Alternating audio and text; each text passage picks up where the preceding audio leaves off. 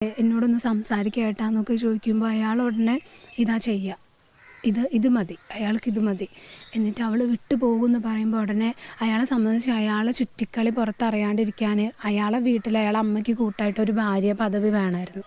അതായിരുന്നു ഇവൾക്കാണെങ്കിൽ ഒരു ജോലി ഉണ്ടായിരുന്നില്ല. സോ വീട്ടിൽ തന്നെ ഇരുന്നോളും, വീട്ടുപണിയും ചെയ്ത് വീട്ടിൽ തന്നെ ഇരുന്നോളും. അതേപോലെ ബാങ്ക് കോച്ചിങ്ങിന് അവളെ കോഴിക്കോട് കൊണ്ടാക്കിയായിരുന്നു ഹോസ്റ്റലിൽ. അവൾക്കതൊട്ടും പറ്റുന്നുണ്ടായിരുന്നില്ല. ആ ഒരു ഹോസ്റ്റൽ റൂമിൽ അവൾ ഒറ്റയ്ക്കായിരുന്നു, ഒട്ടും പറ്റുന്നുണ്ടായിരുന്നു. അവൾ കരഞ്ഞ് കാല് പിടിച്ച് അയാളോട് പറഞ്ഞു ഞാൻ വന്നോട്ടെ. അയാൾ സമ്മതിച്ചില്ല. അയാൾ അതേപോലെ തന്നെ അവളെ വീട്ടിൽ എടുത്തിട്ട് അയാൾ വേറെ പല എങ്ങോട്ടൊക്കെയോ കറങ്ങാനും ഒക്കെ പോകാറുണ്ടായിരുന്നു. ഇതിൻ്റെ അവളെ ഫോണിൽ അവൾ കുറേ കാര്യങ്ങൾ തെളിവായിട്ട് എടുത്തു വെച്ചിട്ടുണ്ടായിരുന്നു. അത് അയാൾ കളയുക ചെയ്തത് ഫോണിൽ നിന്ന്. ഇടയ്ക്കിടയ്ക്ക് അവളെ ഫോണ് അങ്ങനെ എന്തോ ചെയ്തിട്ട് അത് കളയുമായിരുന്നു. അവളേതൊന്നും ഉണ്ടായിരുന്നില്ല. അയാൾ ബാഗിൽ എപ്പോഴും കോണ്ടം പാക്കറ്റ് കരുതിയിട്ടാണ് പോവുക. ഒരിക്കലും നോർമലായിട്ട് ജോലിക്ക് പോകേണ്ട ഒരാൾ ഒരിക്കലും അത് ബാഗിൽ കരുതില്ല. കാരണം സ്വന്തമായിട്ടൊരു ഭാര്യ ഉള്ളപ്പോൾ എന്തിനാ അത് വെറുതെ കരുതുന്നത്. അതേപോലെ തന്നെ അയാൾ ഫോണിലേക്ക് കുറേ പേരെ ഭയങ്കരമായിട്ട് നിരന്തരമായിട്ട് അയാൾ കോൺടാക്ട് ചെയ്തിരുന്ന ലേഡീസിൻ്റെ നമ്പറൊക്കെ അവളെ കയ്യിലുണ്ടായിരുന്നു. അതിനെക്കുറിച്ചൊക്കെ ചോദിക്കുമ്പോൾ അവൾക്ക് സംശയരോഗമാണ്, അങ്ങനെയാണ് ഇങ്ങനെയാണ് പറഞ്ഞാൽ അവളെ കുറേ ഉപദ്രവിക്കുമായിരുന്നു. അതേപോലെ തന്നെ അവളായിട്ട് ഇത് ചെയ്തതിന് ശേഷം, ശാരീരിക ബന്ധത്തിൽ ഏർപ്പെട്ടതിന് ശേഷം അയാൾ പിന്നെ നിന്നെ മറ്റു പലരും ഈ രീതിയിൽ പിടിച്ചില്ലേ, നിന്നെ അവിടെ പിടിച്ചില്ലേ, ഇവിടെ അവരൊക്കെ പിടിക്കാറില്ല, ആ രീതിയിലൊക്കെ അവൾ ഭയങ്കരമായിട്ട് മാനസികമായിട്ട് ഭയങ്കരമായിട്ട് ബുദ്ധിമുട്ടായിരുന്നു. വെറുതെ അതിനകത്ത് പറയാം. അവളൊരിക്കലും അങ്ങനെ ഒരു പെൺകുട്ടിയല്ലായിരുന്നു. അവളവളെ അച്ഛനെ കാണാൻ വേണ്ടി മലപ്പുറത്ത് പോയപ്പോൾ അവൾ വേറൊരുത്തൻ്റെ കൂടെ കറങ്ങാൻ പോയതാണ്, വേറൊരുത്തൻ്റെ കൂടെ കിടക്കാൻ പോയതാണ്, ഈ രീതിയിലൊക്കെ വെറുതെ ആരോപണങ്ങൾ പറഞ്ഞ് വെറുതെ അവൾ അത്രയും മാനസികമായിട്ട് ബുദ്ധിമുട്ടുകയായിരുന്നു. അവളന്ന് മരിക്കുന്നതിന് മുമ്പ് ഉച്ചയ്ക്ക് വരെ എനിക്ക് മെസ്സേജ് അയച്ചത്, എന്നെ വിളിച്ചായിരുന്നു. എനിക്ക് പറ്റുന്നില്ല, അയാൾക്ക് അവളെ ശരീരം മാത്രം മതി, അയാളൊന്ന് സംസാരിക്കുമോ. അവർ മിണ്ട് പോലുമില്ല. അവരമ്മയാണെങ്കിലും ഒരു ദിവസം അവരെ മുമ്പ് നമ്മളെ ഉപദ്രവിച്ച് സോഫയ്ക്ക് വലിച്ചെറിഞ്ഞപ്പോൾ അതിൻ്റെ എതിരെ കേസിൻ്റെ കാര്യം അവളെ ഇനി ഉപദ്രവിക്കുകയാണെങ്കിൽ കേസ് കൊടുക്കുന്നുള്ള രീതിയിൽ പറഞ്ഞപ്പോൾ അവരമ്മ പറഞ്ഞതാണ്, നീ അങ്ങനെ ചെയ്യുകയാണെന്നുണ്ടെങ്കിൽ ഞങ്ങൾ ഒരിക്കലും ആരും നിങ്ങളെ കൂടെ നിൽക്കില്ല എന്നുള്ള രീതിയിൽ. അതുപോലെ അവളെ നാത്തൂനോട് അവളെല്ലാം ഷെയർ ചെയ്തുകൊണ്ടിരുന്നതാണ്. അവൾ ഇതിനു മുമ്പ് ഒരു സൂസൈഡ് അറ്റംപ്റ്റ് ചെയ്തതാണ്. അതൊക്കെ അവരുടെ ഫാമിലിക്ക്, ഹസ്ബൻഡിൻ്റെ ഫാമിലിക്കൊക്കെ നന്നായിട്ട് അറിയാം. പക്ഷെ അവരാണെങ്കിലും ഒന്നും ചെയ്തില്ല. അവളെ സംബന്ധിച്ച് അവൾക്കൊരു ജോലിയില്ല, പ്രായമായിട്ടുള്ള അച്ഛനും അമ്മയാണ്. ഒരു ജോലിയായിട്ട് ഇതെല്ലാം അവസാനിപ്പിക്കുക എന്നുള്ള രീതിയിൽ തന്നെ അവൾ നിന്നിരുന്നത്. പിന്നെ അവൾക്ക് ഭയങ്കര ഇഷ്ടമായിരുന്നു അയാളെ എത്ര മനസ്സിലാക്കിയില്ലെങ്കിലും അവൾക്ക് ഭയങ്കര കാര്യമായിരുന്നു. അവൾ ശരിയാകും, ഞാൻ കുറേ പറഞ്ഞിട്ടുണ്ട്, ഞങ്ങൾ ഫ്രണ്ട്സൊക്കെ പറഞ്ഞിട്ടുണ്ട്, നീ നിർത്തിപ്പോര്, കുഴപ്പമില്ല, ജോലിയല്ലേ, നമുക്ക് ഇവിടുന്ന് റെഡിയാക്കാം, നീ നിർത്തിപ്പോര്. അച്ഛനും അമ്മയും അവർ ഫാമിലി ആണെങ്കിൽ സ്വീകരിക്കും, അവർക്ക് അങ്ങനത്തെ ഒരു കുഴപ്പമില്ല. പക്ഷെ അവളെ സംബന്ധിച്ച് പ്രായമായിട്ടുള്ള അച്ഛനാണ്, ഇനി അച്ഛൻ നോക്കണ്ടേ. ഒരു ജോലിയായിട്ടാണെന്നുണ്ടെങ്കിൽ, നല്ലൊരു ജോലിയായിട്ടാണെന്നുണ്ടെങ്കിൽ അവൾ സെക്യൂർഡാണ്, സേഫാണ്, അവൾക്ക് കുഴപ്പമില്ലല്ലോ, അവൾക്ക് ജീവിക്കാമല്ലോ. ഞാൻ ജോലിയായിട്ട് ഇയാൾക്കെതിരെ എൻ്റെ ഫോണിലുള്ള എല്ലാ തെളിവും ഞാൻ ഇതാക്കും.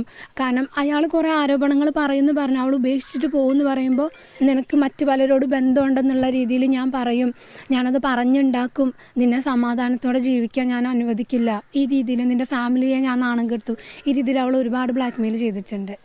അവൾ പറഞ്ഞാൽ അവൾ പാവം കുട്ടി, അവൾക്ക് അങ്ങനെ ഇങ്ങനത്തെ സിറ്റുവേഷനൊന്നും അവൾക്ക് ഹാൻഡിൽ ചെയ്യാൻ പറ്റുന്ന ടൈപ്പ് ഒരു കുട്ടിയല്ല. അവരുടെ വീട്ടിലെന്ന് പറഞ്ഞാൽ അച്ഛനൊക്കെ ആണെങ്കിൽ അത്രയും ഭയങ്കര സ്നേഹത്തോടെ അങ്ങനെ കൊണ്ടു നടന്ന ഒരാളാണ്.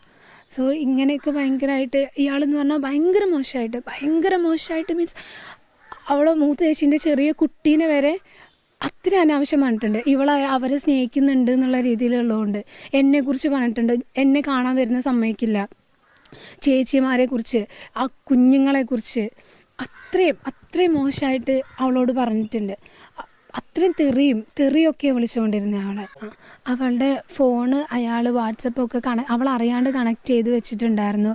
അവൾ ശരിക്കും ഞങ്ങൾ വാട്സപ്പിലൊന്നും അങ്ങനെ മെസ്സേജ് അയക്കുന്നുണ്ടായിരുന്നില്ല. അവൾക്ക് തന്നെ പേടിയായിരുന്നു അയാൾ പ്രശ്നമാക്കും എന്നുള്ള രീതിയിൽ.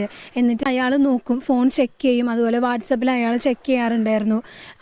അയാൾ അറിയാണ്ട് ടെലിഗ്രാമിലൊക്കെ ആയിരുന്നു ഞങ്ങൾ കോൺടാക്ട് ചെയ്തുകൊണ്ടിരുന്നത്. ശരിക്കും വിളിക്കുമ്പോൾ പോലും അവൾ ഫ്രീ ആയിട്ട് സംസാരിക്കുന്നുണ്ടായിരുന്നില്ല.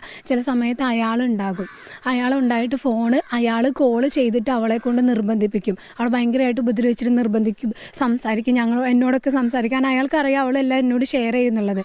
അപ്പോൾ അയാളെക്കുറിച്ച് എന്തെങ്കിലും നെഗറ്റീവ് പറഞ്ഞിട്ടുണ്ടോ, അയാൾ പുറത്ത് നല്ല പകൽമാന്യനാണ്, കാരണം നല്ലൊരു മനുഷ്യനാണെന്ന് വിചാരിച്ചിട്ടാണ് ഈ കല്യാണാലോചന വരെ വന്നത്. ചേച്ചീൻ്റെ കൂടെ വർക്ക് ചെയ്യുന്ന ആളായിരുന്നു.